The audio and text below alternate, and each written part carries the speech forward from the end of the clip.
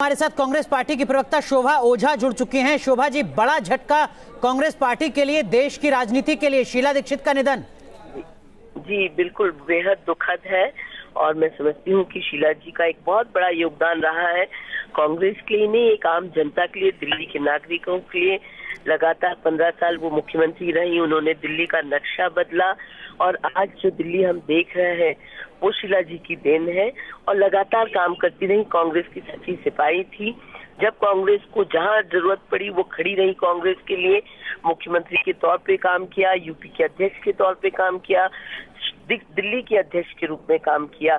तो बेहद साहसी और एक योद्धा थी और निश्चित एक युग का यह अंत है, बेहद दुखद है और हमारी संवेदनाएं पूरे परिवार के साथ है, दीक्षित परिवार के साथ है और निश्चित ही एक बहुत बड़ी क्षति है कांग्रेस को ही नहीं, पूरे समाज को, पूरे देश को। शोभा जी, आपका कोई लम्हा, कोई ऐसा क्षण जो आपको याद आ रहा हो जब आपकी मुलाकात हो शीला दीक्षित से, कौन सा वो ऐसा पल जो आप साझा करना चाहें इस वक्त? वो कौन सी बात जो शीला दीक्षित को बाकी राजनेताओं से अलग करती रही?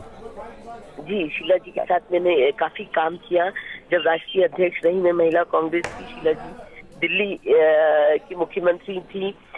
कोई भी समस्या होती थी महिलाओं को लेकर, उनके अत्याचार को लेकर, अगर हमें लगता था कहीं न्याय मिलने में देरी हो रही है तो हम शीला जी से जब चर्चा करते थे तो तुरंत वो इंस्ट्रक्ट करती थी। बेहद संवेदनशील थी महिला अत्याचार को लेके। तो जिसे कहना चाहिए महिला सशक्तिकरण में पूरा विश्वास रखती थी, गरीबों की लड़की थी। मुझे याद है दिल्ली में एक बार झुग्गी झोपड़ी में आग लगी थी और सबसे पहले पहुंचने वालों में से वहां शीला दीक्षित थी, मुख्यमंत्री थी।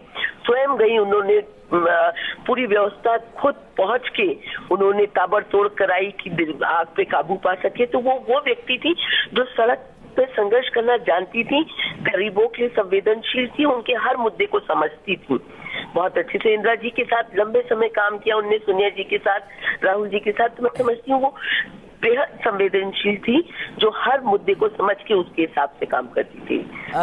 शोभा जी, आपको लगता है कि शीला दीक्षित ने ये मिसाल भी कायम की है कि भारत में महिला भी सियासत में लंबे वक्त तक टिके रह सकती हैं, खुद को साबित कर सकती हैं अपने काम के लिहाज से?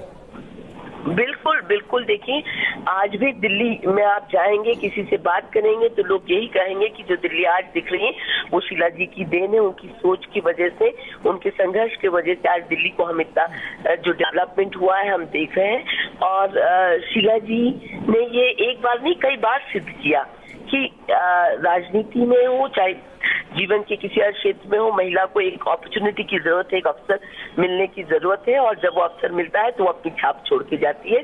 तो शीला जी की छाप आज दिल्ली के कोने कोने में नजर आ रही है। जो विकास उनके नेतृत्व में दिल्ली में हुआ बेहद सराहनीय है और मैं समझती हूँ कि दिल्ली का एक एक नागरिक उसकी सराहना आज भी खुले दिल से करता है। और बार बार ये बात कही जाती है कि शीला जी ने दिल्ली का नक्शा बदला है और जिस मेहनत के साथ वो लगी रही 15 साल मुख्यमंत्री के तौर पर, और एक बिल्कुल जिसे कहना चाहिए एक बहुत संवेदनशील नेता थी, हर एक की जरूरत समझती थी, सबके लिए खड़ी रहती थी हर समय। और कहीं भी हमें ये नहीं लगता था, जिसे कहना चाहिए लोगों को लगता है कि महिला का नेतृत्व रहता तो कहीं कोई कमी होगी, पर यहाँ तो शीला जी ने बढ़ चढ़ के इस बात को सिद्ध किया कि महिला का नेतृत्व पुरुषों के नेतृत्व से कई आगे रहता है। अगर लगभग 80 साल की उम्र में भी 2019 के लोकसभा चुनाव में शीला दीक्षित चुनावी मैदान में उतरती हैं, शोभा ओझा, आपको लगता है कि शीला दीक्षित की राजनीतिक सक्रियता की एक मिसाल है ये? देखिए, राजनीतिक सक्रियता के साथ साथ वो कांग्रेस की एक सच्ची सिपाही थी। जब पार्टी ने उन्हें जो आदेश दिया उसका उन्होंने पालन किया। जब पार्टी को लगा कि उन्हें यूपी का अध्यक्ष बना के भेजना, उनके नेतृत्व में चुनाव लड़ना है, तो वो उसमें राजी रही। जब पार्टी को लगा कि उन्हें दिल्ली वापस ला के अध्यक्ष बनाना है, वो उन्होंने उसमें राजी रही। जब पार्टी को लगा कि उन्हें लोकसभा लड़ाना है, बावजूद इसके कि उनकी बहुत ज्यादा स्वस्थ नहीं थी वो टुवर्ड्स एंड पर, उसके बावजूद वो चुनाव लड़ी है। बिल्कुल, ये सक्रियता की एक मिसाल है। बहुत बहुत शुक्रिया शोभा ओझा न्यूज नेशन से जुड़ने के लिए।